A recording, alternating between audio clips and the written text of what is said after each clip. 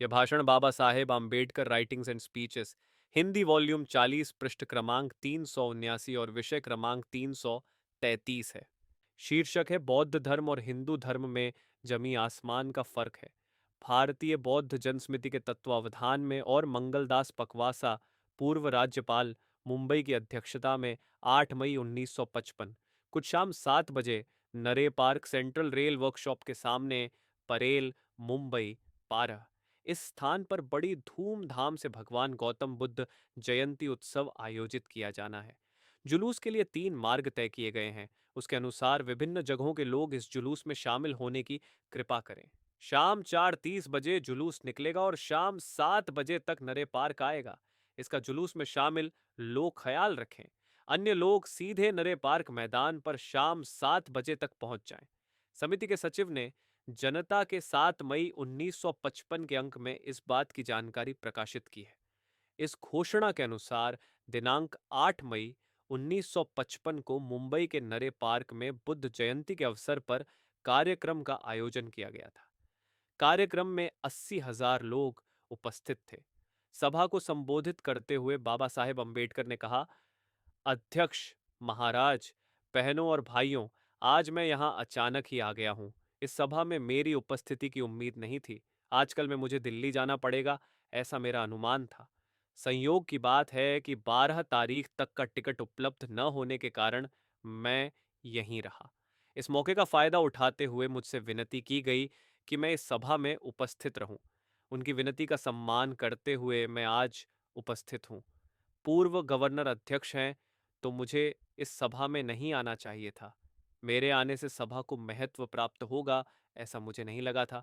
लेकिन लोगों का कहना ना मानना योग्य नहीं होता। यहाँ इतनी बड़ी संख्या में लोगों की उपस्थिति देखकर मुझे खुशी हुई। आप सब लोगों को आंदोलन के प्रति गर्व है। वह मावगांव के अड्डे पर रहता है। मैं भय खला की पीली चाल में रहता हूँ। कोई कार्यक्रम अगर होना है तो वह मेरे ठिकाने पर ही हो, ऐसी मंशा रखते हैं। अपनी अपनी गली में कोई ना कोई समारोह कार्यक्रम करते हैं। इस रूढ़ी को भुलाकर एक राय से इस कार्यक्रम का आयोजन किया, इसके लिए मैं आपका अभिनंदन करता हूँ। आपने नई शुरुआत की है। हर साल बुद्ध जयंती इसी प्रकार मनाते रहेंगे, ऐसी उम्मीद करता हूँ। आज मैं अन्य बातों का जायजा लेने वाला हूँ। पिछले 1 महीने से मैं मुंबई में हूँ। मुंबई के अखबार मैं पढ़ता हूँ। कुछ मुझे इनकी कटिंग्स भी भेजते हैं। बौद्ध धर्म स्वीकारने को लेकर कई लोगों की राय पढ़ने में आती है। लगभग हर अखबार में आलोचना आती है। कहा जाता है कि अस्पृश्य लोगों को इस काम के लिए बरगलाया जा रहा है। उनके अज्ञान का फायदा उठाते हुए अंबेडकर उन्हें बहका रहे हैं। उस धर्म को अपनाने के बाद आपका नुकसान होगा। अंबेडकर पागल है, उसके जाल में मत फंसना। अगर उसकी बातों में आओगे तो खड्डे में जाओगे, वगैरह बातें कही जाती हैं। सार्वजनिक काम में आलोचना करने का अधिकार सबको है। ऐसी बात नहीं कि मुझे इस बात का खेद है। मेरा जीवन लोगों की आलोचना सहने में बीता। छोटे बच्चे को नजर न लगे इसलिए जैसे उसकी माँ काजल का टीका लगाती है, उसी प्रकार यह लोग मुझे हमेशा कालिख लगाते हैं। मुझे इस बात का कुछ बुरा नहीं लगता। हम में से कई लोग अज्ञानी और कुछ लोग ज्ञानशील हैं। उन पर अखबारों में लिखे का असर होता होगा, इसलिए अखबारों में जो लिखा जाता है उस पर टीका टिप्पणी जरूरी है। हालांकि मैं एक बात आपको बताना चाहता हूं कि सोचिए, आलोचना करने का हक किसे पहुंचता है? कौन किसकी आलोचना करे? जिसके पास सहानुभूति है उसी को आलोचना करने का अधिकार भी है। सुरक्षा करने वाले को ही आलोचना करने का अधिकार है। जान से मार डालने वालों को आलोचना करने का अधिकार नहीं। भगवान बुद्ध का चचेरा भाई देवदत्त शिकारी था। उसे शिकार करने का शौक था। तीर कमान लेकर वह पंछियों का शिकार करता था। भगवान बुद्ध अहिंसा के पुजारे। देवदत्त की करनी भगवान को पसंद नहीं थी। वह कहते, निरपराध जानवरों की जान मत लेना। अन्य लोग उनसे कहते, तुम नामर्द हो, तुम क्षत्रिय नहीं हो। एक बार देवदत्त ने शिकार के लिए जाना तय किया। तब बुद्ध ने कहा, मैं भी तुम्हारे साथ शिकार पर चलूंगा, लेकिन मैं एक तरफ बैठा रहूंगा। आप लोग शिकार करें। वे शिकार के लिए निकले। भगवान बुद्ध एक पेड़ के नीचे बैठे। देवदत्त वहां से चला गया। कुछ समय बाद जब आकाश से एक पंछी नीचे गिरा, भगवान बुद्ध वहां बैठे थे। उन्होंने गिरता पंछी देखा। उस पंछी को तीर लगा था। भगवान ने उसके सीने में गड़ा तीर निकाला, उसे पानी पिलाया। अपनी छाती से चिपकाकर उसे गर्माहट दी, उसे होश में ले आए। तब तक देवदत्त पंछी को खोजता हुआ वहां आया।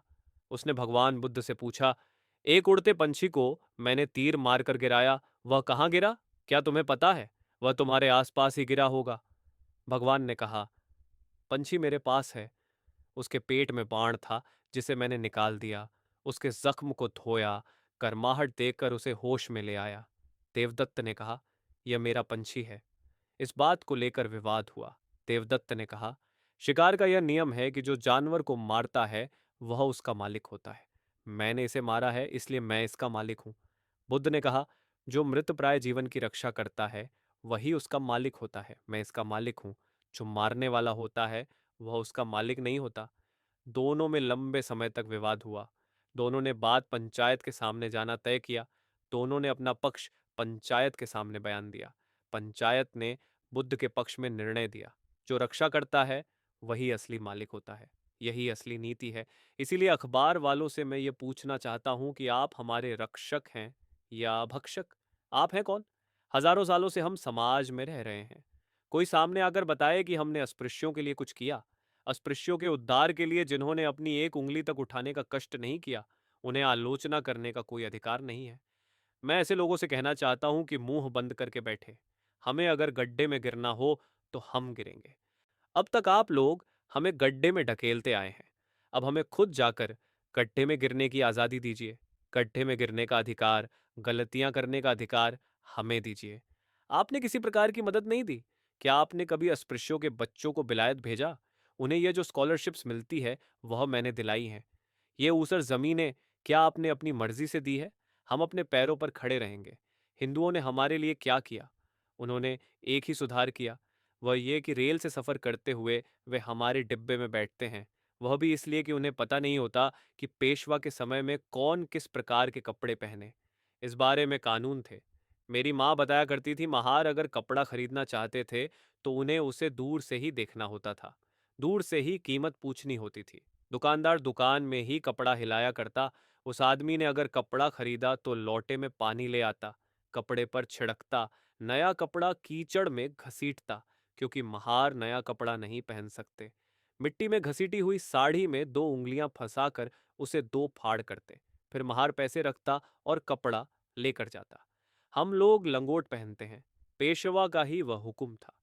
ब्राह्मण दोनों तरफ से झालर वाली धोती पहनते, ब्राह्मणेतर केवल पीछे की तरफ झालर बना सकते थे।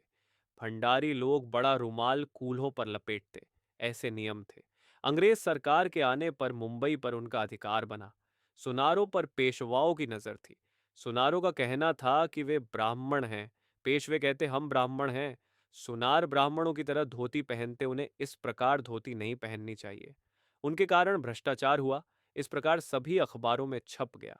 अंग्रेजों ने धर्म डुबाया कहकर सब लोग हल्ला मचाने लगे। अंग्रेज बौखला गए। पेशवा की शिकायत उन्होंने सुनी। पेशवा ने कहा, हमारे प्रजाजनों पर पहले प्रतिबंध थे। आपके आने के बाद वे कासुटा पहनने लगे हैं। तब ईस्ट कंपनी भारत में आई ही थी। बालेकेश्वर में महाजन लोग रहते थे। मुख्य अधिकारी ने शिकायत सुनी। उन्होंने महाजनों को बुलाकर पूछताछ की। बात सामने आई कि सुनार झालर वाली धोती पहनने लगे थे। हुक्म हुआ, सुनार ऐसी धोती नहीं पहनेंगे। पंचों ने उन पर 50 रुपयों का जुर्माना लगाया। अब लोग कोट पतलून पहनने लगे हैं, गाड़ी में बैठने लगे हैं। इसके अलावा इनमें कोई सुधार नहीं हुआ है। फिर ये लोग क्यों आलोचना करते हैं? ये कैसे हमारे हित चिंतक हुए? वे कहते हैं कि आपने अगर बौद्ध धर्म अपनाया तो आपको मिलने वाली स्कॉलरशिप बंद हो जाएंगी। मिलों में काम करने वालों को स्कॉलरशिप की अहमियत क्या पता चलेगी? जो स्कूलों में पढ़ते हैं उनके लिए स्कॉलरशिप की अहमियत होती है। पत्रकारों को ऐसा क्यों लगता है? कहते हैं, स्कॉलरशिप नहीं मिलेंगी। अरे, उसे दिलाने के लिए मैं अभी जिंदा हूं ना। तालियां। मेरे मरने के बाद जो होना है सो होता रहेगा। जब तक मैं जिंदा हूं तब तक डरने की कोई वजह नहीं। सिख अस्पृश्यों को स्कॉलरशिप मिलती है। स्कॉलरशिप धर्म पर निर्भर नहीं है, वे दीनता पर निर्भर करती है। और आपने दी ही कितने दिन यावत चंद्र दिवाकर, ऐसा तो नहीं चांद सूरज जब तक है, क्या तब तक स्कॉलरशिप मिला करेंगी? वे साल भर के लिए होती हैं या फिर 2 साल 3 सालों के लिए होती हैं। कुमकुम लगाना है तो पति जिंदा रहेगा या नहीं, इसका भरोसा होना चाहिए। सरकारी नौकरी कितने सालों तक टिकेगी? मैंने कुछ कहा और 5 सालों के बाद मुंशी साहब के पेट में दर्द होने लगा। उन्होंने मुसलमानों को दी गई रियायतें वापस ली। ईसाइयों को भी रियायतें मिली हुई थी, लेकिन उनका एक आदमी था जो गवर्नर बनना चाहता था। उन्होंने बताया कि मुझे कुछ नहीं चाहिए। फिर उनके कागजात मेरे पास आए। मैंने उसे फाड़ कर फेंक दिया। और लोग सोने का हार पहनते हैं तो क्या हम गले में फांसी लटका लें? मैंने लिख कर दिया, नहीं हो सकता। आज तक हमने उसे रखा, लेकिन अब उसका कोई फायदा नहीं। हम में से एक व्यक्ति इंजीनियर बनने के काबिल है, लेकिन अब तक उसे इंजीनियर नहीं बनाया गया है। हमारे मुख्यमंत्री भी इसमें शामिल हैं। राजा ही अगर प्रजा को मारने लगे तो प्रजा किसके पास जाए? भूस के लड्डू, जिसने खाए वह फंसा, जिसने नहीं खाए वह भी फंसा। मैं पढ़े लिखे लोगों से कहना चाहता हूँ, महार लोग क्या किया करते थे? रात में उठकर वे घूमते, सुबह का कुछ बचा खुचा रात में खाते। हलटन गांव में महार थे। उनके पास 24 बीघा जमीन थी। वहां एक मंदिर था, उसमें भंडारा हुआ करता था। हमारे एक मंत्री थे। इस भंडारे में वह एक दाढ़ी भर लड्डू, जलेबी, रोटियां आदि दिया करते थे। महार लोग मंदिर के दरवाजे के पास बैठते और जूठन लेकर जाते। इतना मिलने के बाद महारों को जमीन पाने की जरूरत ही क्या थी? कुछ दिनों के बाद खाना देना बंद कर दिया गया। तब इन महारों ने कहा, हमारी इतनी जमीन थी। मराठों ने वह हड़प ली। मंदिर से झूठन मिला करती थी, वह भी बंद हुई। ऐसी उनकी हालत थी। जलगांव में श्राद्ध होता तो महार भिखारियों की तरह कचरे पर बैठते। लोग मुझसे कहते, ये तो ईसाई बना, इसका निवाला छिन गया। इसका अब कैसे होगा? मेरा एक ब्राह्मण विरोधी था। वह हर रोज का हिसाब बताता। जानवरों का मांस, सींग, चमड़ा, हड्डियां आदि की 2-4 हजार की कीमत बताता और कहता, अंबेडकर ने महारों का इतना नुकसान किया, ये केसरी में छप कर आता।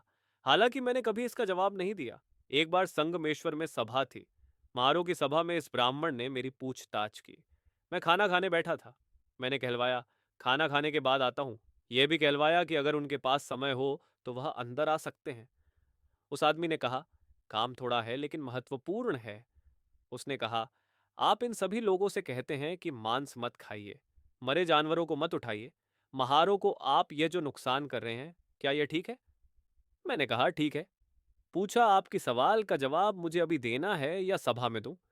उसने कहा, सभा में जवाब दीजिए। मैंने लोगों से कहा, इन्हें सवाल पूछने हैं, आप उनके सवालों पर ध्यान दीजिए। उन्होंने हिसाब लगाकर बताया कि आपका आंदोलन नुकसानदायी है। उसका हिसाब सही था। उनका कहना था कि उनका 1,000 रुपये का नुकसान हो रहा है। उनका यही सवाल था। मैंने उनसे कहा, मैं आपको 1,000 रुपये देने के लिए तैयार हूं। आप अगर मरे जानवर ढूंढेंगे तो 1,000 रुपये का इनाम भी दूंगा, लेकिन उनके साथ आपको काम करना होगा। स्वाभिमान बहुत जरूरी है।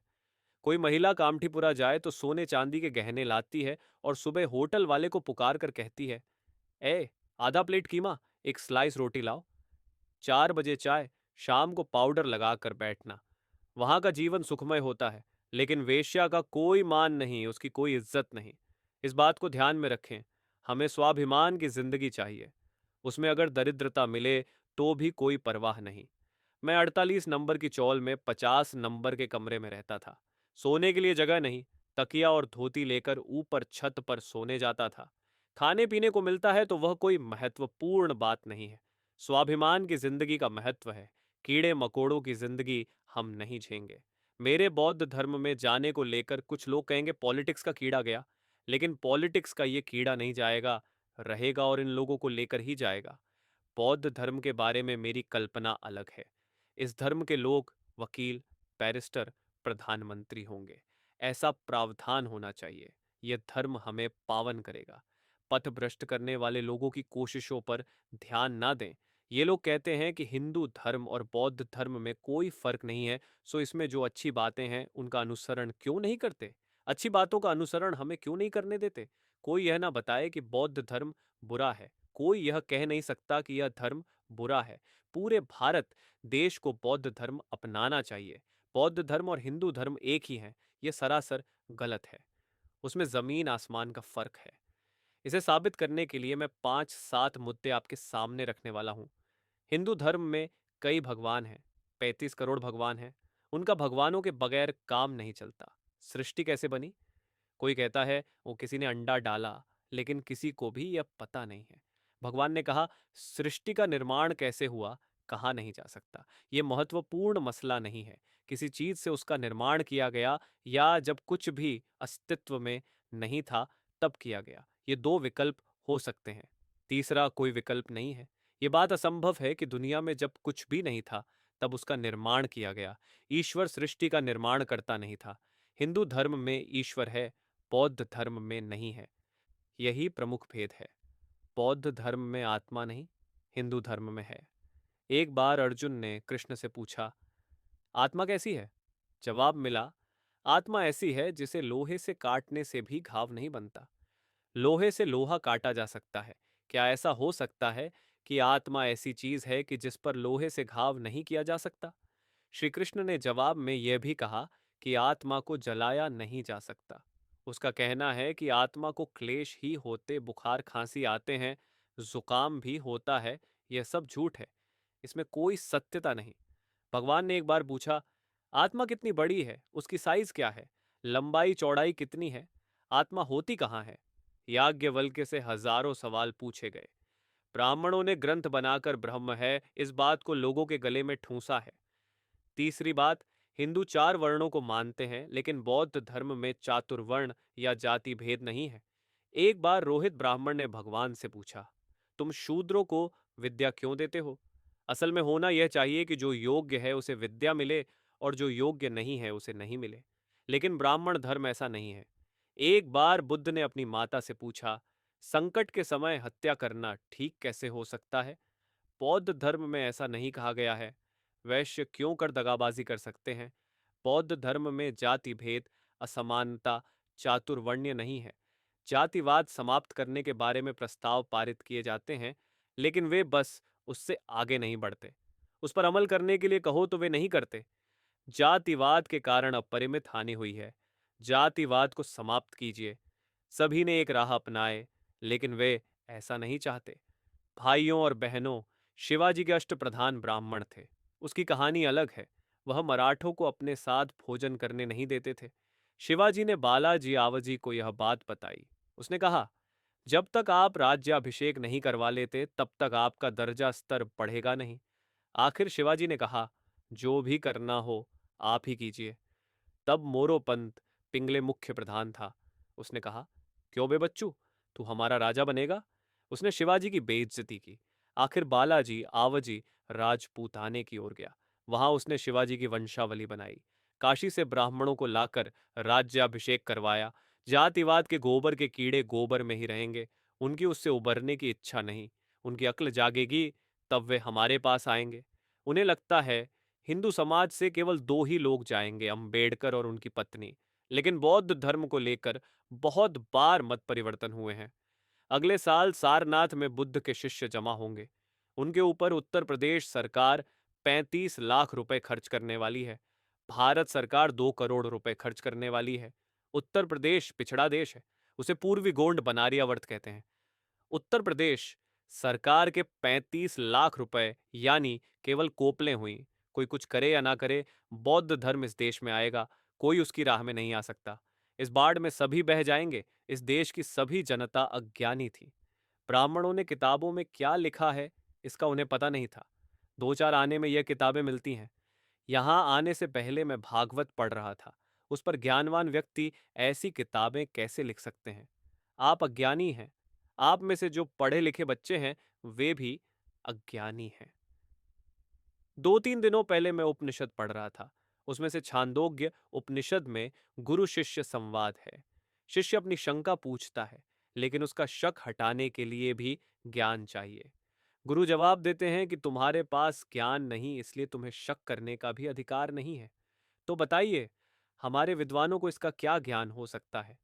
बुद्ध ने आनंद से यही कहा कि केवल मैं कहता हूं, इसलिए आप इस धर्म को न अपनाएं। व्यवहार में यह धर्म चल सकता है, ऐसा अगर आपको लगे तभी आप इस धर्म को अपनाएं। अपनाएं ये तब आपको एक जान, एक चित्त बनकर रहना होगा। इसी राह से अपना उद्धार होगा। बौद्ध धर्म में दो तरह के लोग हैं। इस धर्म का अनुसंधान करना मेरा मार्ग नहीं। हमारा मुख्य कार्य है प्रचार करना। हम लोगों को बुद्धिस्ट बनाना चाहते हैं। यही हमारा कर्तव्य है। 2-4 दिनों पहले हमने एक संस्था की स्थापना कर उसे रजिस्टर करवाया है। आपसे विनती है कि आप इस सभा के सदस्य बने। उच्च वर्ग के लोग चंदा देंगे ऐसी उम्मीद नहीं है। कार्य की शुरुआत होना जरूरी है, इसीलिए सबको समिति के सदस्य बनना होगा। इसके लिए 1 रुपया देना होगा। हमें विहार बनाने होंगे। वहां महिलाएं और पुरुष जाकर भक्ति भाव से पूजा करेंगे। हम में कुछ मुफ्तखोर लोग भी हैं। ऐसा अब यहाँ नहीं चलेगा। बिना रसीद के कोई पैसे ना दें। बीएस गायकवाड़, कवि सवादकर, श्री बालू, कबीरा आपसे फॉर्म भरवा कर आपको रसीद देंगे।